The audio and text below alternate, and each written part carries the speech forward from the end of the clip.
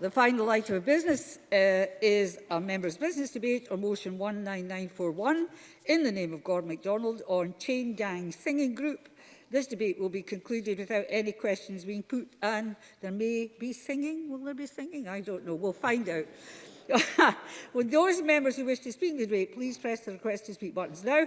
I call on Gordon MacDonald to open the debate. Mr MacDonald, please. Thank you, Presiding Officer. And if I suggest you want to hear singing, please attend the next Chain Gang concert, which is next month, I believe.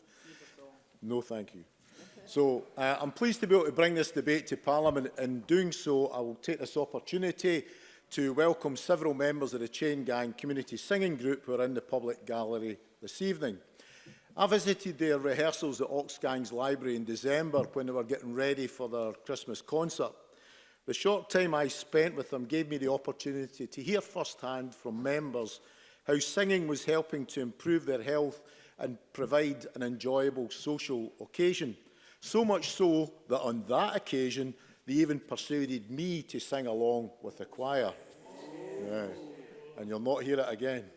So, Presiding Officer, the Chain Gang was founded in 2013 to work with people living with long-term respiratory conditions such as chronic obstructive pulmonary disease or COPD, asthma and bronchiectasis. Originally, 3 general practice nurses, Pauline Waugh, Anne Ritchie and Sarah Marshall, started the group as a research project. They met in Chain Street in Edinburgh, which gave rise to the name. The aim of their research was to look at the impact that singing in a group had on the quality of life of the participants. This is summed up by their motto, breathe to sing, sing to breathe. It was the Queen's Nursing Institute for Scotland who were the first organisation to recognise the potential in the work that Pauline, Anne and Sarah proposed, and they provided a grant for the initial research project. To put the work of the Chain Gang into context, in November 2019, Chest, Heart and Stroke Scotland revealed that a record 139,000 people in Scotland have been diagnosed with COPD. This is an increase of 26% since 2011. Chest, Heart and Stroke Scotland have also highlighted that many lung conditions like COPD are incurable and leave people having to cope with symptoms like breathlessness and fatigue, which can affect every aspect of someone's life, from work to family and social life. Presiding Officer, it's evident that the treatment of lung disease represents a significant issue for the health service, and the management of lung disease are often an ongoing struggle for the patient. The research findings from the Chain Gang has found that the majority of members have experienced measurable improvements in quality of life, and there have been noted reductions in chest infection, inhaler use and hospital admissions. The measurable success of the group has led to them receiving endorsements from the respiratory physiotherapy and pulmonary rehabilitation leads in both NHS Lothian and NHS Borders. In a joint briefing sent to me by Asthma UK and the British Lung Foundation, they explained how the group's work helps those with people living with long-term respiratory conditions. They said, in some lung conditions like COPD, your airways are narrowed or obstructed. This can make it difficult to empty air out of your lungs when they breathe out, and air gets trapped in your lungs. If you don't empty your lungs effectively, you'll only be able to top up your breath using the top of your chest to breathe, instead of your whole lungs. This uses muscles in your neck and shoulders, which can get tired quickly. Singing long phrases helps you lengthen your out-breath to empty your lungs. This helps to reduce the amount that you use muscles in your neck and shoulders when you take your next breath in. This saves energy and makes breathing more comfortable. Starting as a small research project, I'm pleased to say that the group now comprises over 120 members. There are groups in many areas across Edinburgh, including Stockbridge, the Pleasance, Leith, and of course in my own constituency in Oxgangs. They also have groups in Denniston and Bridgeton areas of Glasgow and in Inverleithen and Coldstream. On top of that, they support groups in Forfar and Helensburgh. Trained song group leaders, all of whom qualified from an in-house developed training course, which is the only such course available in Scotland, facilitate each of these singing sessions. Although the original research project has been completed, The group became a charity in 2017 and continue to contribute to other research. The group are working with the Engineering and Physical Science Research Council on Our Health project at the University of Edinburgh, with partnership with the Institute for Bioengineering to help develop a medical device to measure airways resistance in a community setting. They are also working with a company called Pharmatics, who specialise in artificial intelligence and machine learning for health. The work with Pharmatics is to help develop a self-management app for respiratory conditions. The app will provide advice and feature the breathing exercises taught by the group. Presiding Officer, the Cheyne Gang have also taken the opportunity to contribute their significant knowledge and understanding of the benefits of singing to the Scottish Government's own consultation for a draft respiratory care action plan for Scotland. On top of the benefits of singing, the group's work also helps to tackle social isolation through their regular sessions and providing a meeting place for people with similar health conditions to share their experience and give peer support. Chest, Heart and Stroke Scotland have recognised this also, saying that the group are a fantastic example of the different ways that people can be supported to self-manage their lung condition beyond medical treatment from the NHS. Further to the health benefits that the group are also focused on, their singing performances are also taking them to the Usher Hall in March this year. They will be performing alongside 4 other choirs as part of Edinburgh Sings. And I would like to take this opportunity to wish them all the very best for the concert and to give you guys the opportunity to get a ticket to hear them singing. Presiding Officer, from my own visit to the Cheyne Gang as well as research, it's clear that singing is an inexpensive form of pulmonary rehabilitation. It is an effective approach to manage breathlessness, and many of the guests here today are a living example of how singing can positively improve health outcomes. What we need is for this fantastic initiative to be given support so that it can be rolled out across Scotland, so that others with breathing problems can benefit from a song, a cup of tea and a blether. Thank you. Thank you very much. And I now call Emma Harper to be followed by Jeremy Balfour. Ms Harper, please. Thank you, Presiding Officer. I welcome this debate and congratulate Gordon MacDonald for bringing it forward. As Deputy Convener of the Health and Sport Committee, a registered nurse and as co-convener of the Parliament's Lung Health Cross-Party Group, I have a huge interest in respiratory health. This is in part due to my older sister, Phyllis Murphy, who's a respiratory nurse consultant in NHS Dumfries and Galloway. Phyllis has played a huge part in helping inform me about on-the-ground issues and was the catalyst for me starting the Lung Health Cross-Party Group at the beginning of this parliamentary session. Over recent years, we've seen a real change in attitude towards lung health, with much more emphasis on healthy lungs. More people are now accessing treatment and support, and there is a greater understanding from the public about the risks to lung health, with smoking being the #1 cause of COPD and lung cancer. While this is all very welcome, many lung conditions like COPD, bronchiectasis and IPF are chronic progressive conditions, leaving people with symptoms like breathlessness and fatigue. In November 2019, a report by Chest, Heart, Stroke Scotland showed that we have 139,187 people in Scotland that have been diagnosed with chronic obstructive pulmonary disease alone, which is an increase of 26%, as Gordon MacDonald has rightly highlighted. And that's from our briefings also submitted, which I thank Chest, Heart, Stroke Scotland and BLF for. And because of this increase, more people than ever are needing support and treatment to be able to get to a stage where they can self-manage their condition. And one of the most effective forms of treatment for chronic lung conditions is pulmonary rehabilitation. And we are now seeing fitness groups and community-led initiatives that are also promoting breathing exercises and mindfulness, such as Tai Chi, which from my experience I know is great fun, and it's great to participate in that, and it benefits your lung health and your mental health. The Cheyne Gang Choir are a perfect example of this, and I had the pleasure of hosting a choir in 2018 in Parliament and thoroughly enjoyed myself joining in. The choir does help promote people with better breathing, provides an opportunity for social engagement. That also helps tackle social isolation and loneliness while improving the lung function. Singing is good for you. There have been well-documented reports that says singing improves your mood, It releases the same feel-good brain chemicals as sex and chocolate. It may be very effective as a stress reliever and improves sleep. Singing releases pain-relieving endorphins, helping you to forget that painful tooth, knee or whatever. It improves your posture and lung capacity increases. Singing clears sinuses and respiratory breathing tubes.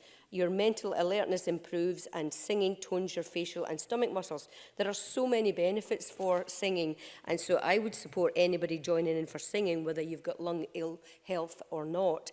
In Dumfries and Galloway, we have a couple of groups. They've got the Moffat Huff and Puffins and Dumfries Puffing Group, and several NHS Dumfries and Galloway pulmonary rehab clinics have been established across the region.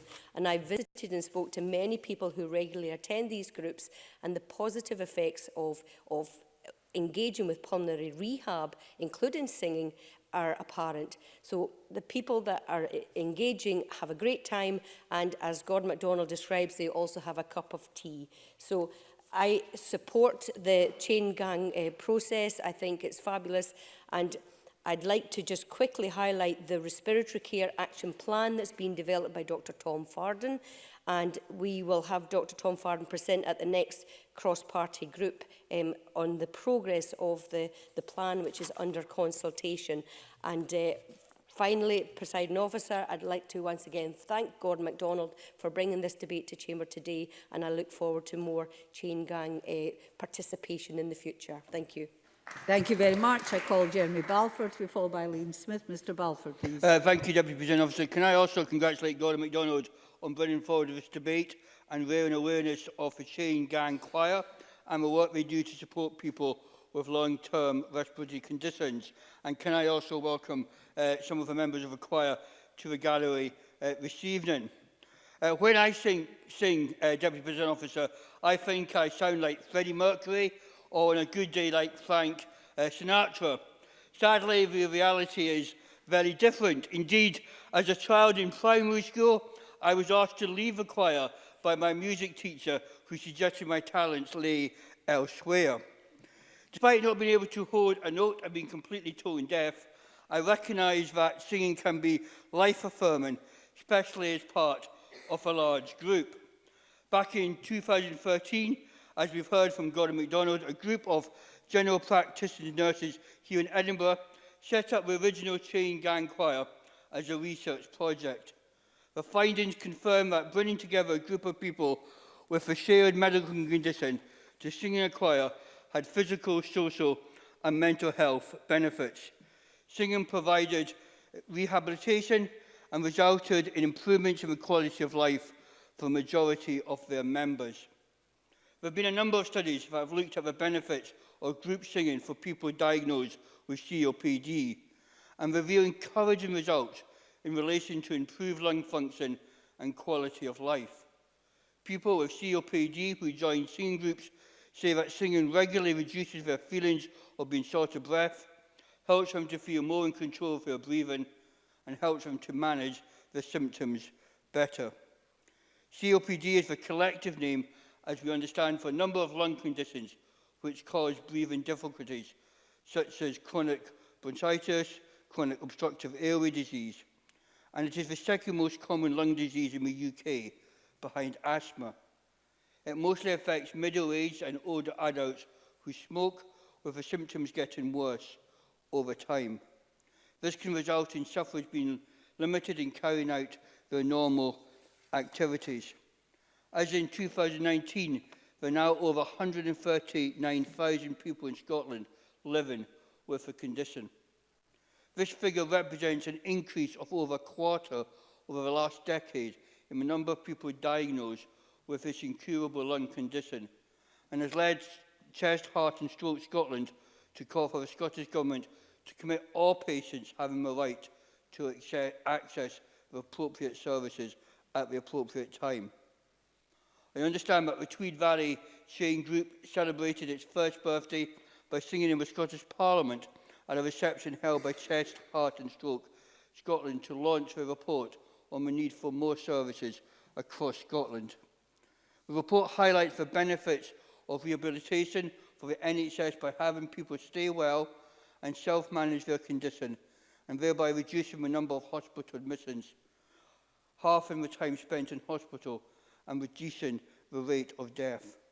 Yet, despite the benefits of rehab, current access remains patchy and I think is a challenge for all of us as we go forward. The Scottish Government launched its Care Action Plan consultation in December, and I would encourage anyone with an interest in enabling greater access to these services to respond to the consultation that closes in early April this year. From small beginnings, the Cheyne Gang Choir has grown. There are now 4 groups in Edinburgh, 1 in Inverleithen, 1 in Coldstream on the Borders, as well as 2 in Glasgow. In addition, they support 1 group in Helensburgh and 1 in Forfar. Clearly, this choir and others like it provide important service for people living in COPD. As well as improving physical strength, breathing and energy levels, they also help to increase confidence, improve mental health and prevent loneliness. In short, they help you feel better in health and mind. I'm sure all of us want to get behind this and support it in any way at all. Although I suspect I won't be allowed to join the choir, even with my asthma, I'm certainly happy to come along sometime and put the kettle on. Thank you, Deputy Presiding Officer. Thank you very much, Mr Balfour. Paula Lane Smith, to be followed by Stuart Stevenson. Ms Smith, please. Thank you, Presiding Officer, and I too congratulate Gordon MacDonald in securing this important debate. As someone who suffers from asthma and respiratory difficulties which were exacerbated by toxic fumes, I've got a great empathy with this issue and the work that the Cheyne Gang has done with people who, like myself, are living with long-term respiratory conditions. The Cheyne Gang is a wonderful example of how communal singing can change your life for the better. And of course, this was something that the general practice nurses who created the group were already aware of. So I'll take time to congratulate them on their work and the success of the group. And I must say I especially enjoyed reading on the Cheyne Gang website, and I quote, "Singing in a choir is cheaper than therapy, healthier than drinking and more fun than working out." So I'm tempted to look for a choir to join. But sadly, I think like others, my attempts at paper roses can clear a room. Don't want to be hearing that. I think choir singing, as I understand, is in the UK is at an all-time high, with more than 2 million people now singing regularly in choirs. And it's not just traditional singing choirs. I know this is about respiratory, but my friend Mary McDevitt, a BSL interpreter, has also led a signing choir, and they've performed at the Scottish Parliament's annual carol concert for the last few years. And in my own church at St Patrick's in Coatbridge, we have both an adult and children's choir who sing every Sunday and also at special events. And choir members there benefit from the company and friendship of their meetings and their practices, and they've gained from other experiences like singing at Bellahouston Park for the Pope. And the children's choir offers the children inclusion and confidence building, along with parents and grandparents getting bragging rights. And the parishioners, of course, gain from the lovely voices leading the hymns. And I must say it's probably about the only time that I do actually do any singings, when it's disguised by other people. Most choirs, of course, are self-funding, and considering the multiple benefits from being part of a choir, this is surely something we must look at when we consider further funding for choirs and indeed participation in all musical activities, because money shouldn't be a barrier to finding a place to sing or to learning how to play a musical instrument. Scotland's got a proud tradition of music and song, and I'm sure we all have particular music which becomes part of our family life from when we were youngsters growing up. I'm also sure that many members experience the particular joy of singing together at a young age at a family get-together, especially at Christmas and New Year. And that's usually when each family member in turn would perform their party piece, a favourite song rehearsed over the years, which remains forever associated with that family member. And whenever we hear or sing that song, we feel connected to those family members even many years after they've gone. In our family, it was at wee Granny Meg's house in Christon on the 1st, with Uncle Tom singing I Left My Heart in San Francisco, Aunt Joan with Mississippi, Aunt Joanne with Mississippi, and Aunt Winnie with Amazing Grace. And none of us have ever forgotten the time that Winnie's teeth came out mid-song, only to be quickly replaced without even a pause. Turning to, I know, I thought I couldn't read that out without laughing, actually. I was laughing when I was typing it. Turning to more serious issues, in a paper published by the Royal Society in 2015, the phenomenon of choir singing and its benefits was examined by researchers at the University of Oxford. They found that group singing not only helps forge social bonds, but also acts as an excellent icebreaker and helps improve our broader social networks. And this is invaluable in today's society, where loneliness and social isolation has become a major issue. And we should also remember, when we're setting budgets in here, that many projects which fight loneliness and bring people together, many preventative health projects in our most deprived communities, rely on grants and facilities that are provided by local government.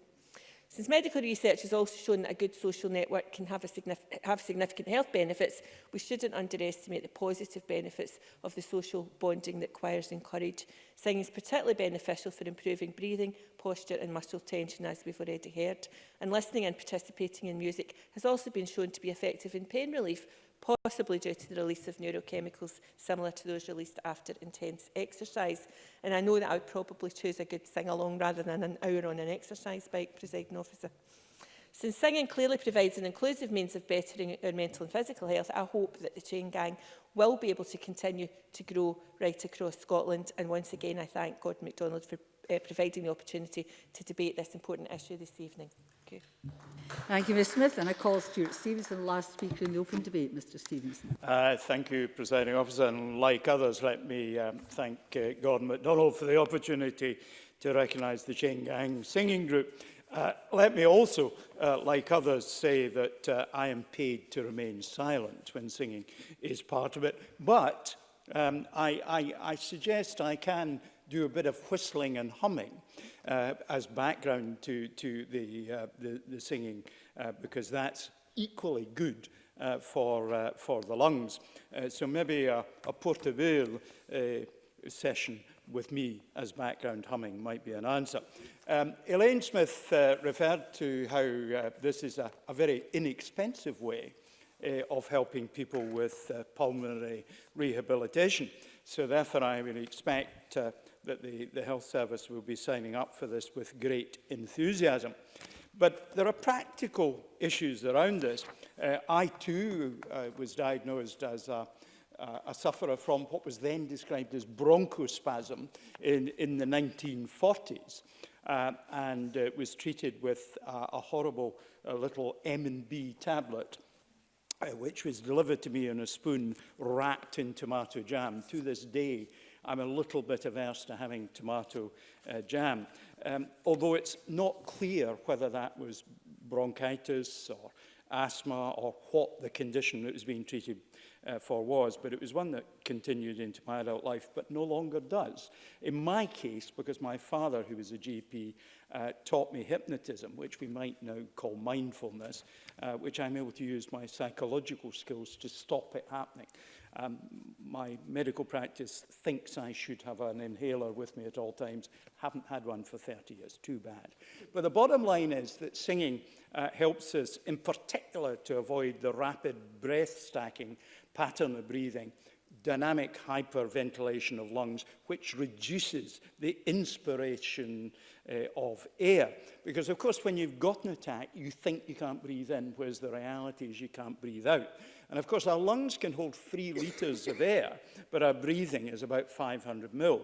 I'm down at the 380 mil because of my life-term condition, although I've stopped using the lift in Parliament here up to the 5th floor, and my lung capacity has gone up by 15% because I've got a device for measuring it. So I encourage, there are many ways of cheaply doing things. But the bottom line is asthma and lung conditions generally stop people being active. They cut them off from social occasions. They have psychological negatives, anxiety, depression, and hospitalisation. So communities like the Cheyne Gang have much wider effects beyond the purely medical.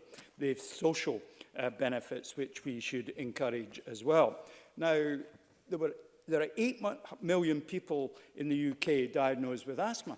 Now, I find that slightly puzzling because in my year at school, and I went to probably the biggest school in Scotland, with over 400 people in my year at secondary school, there were only 3 of us had asthma, and that was Roger, Teddy, and me. Whereas now, it's 1 in 17. So there's something about the modern world that means this is a more pressing concern than it might have been. If the Presiding Officer allows, Lane yes. Smith.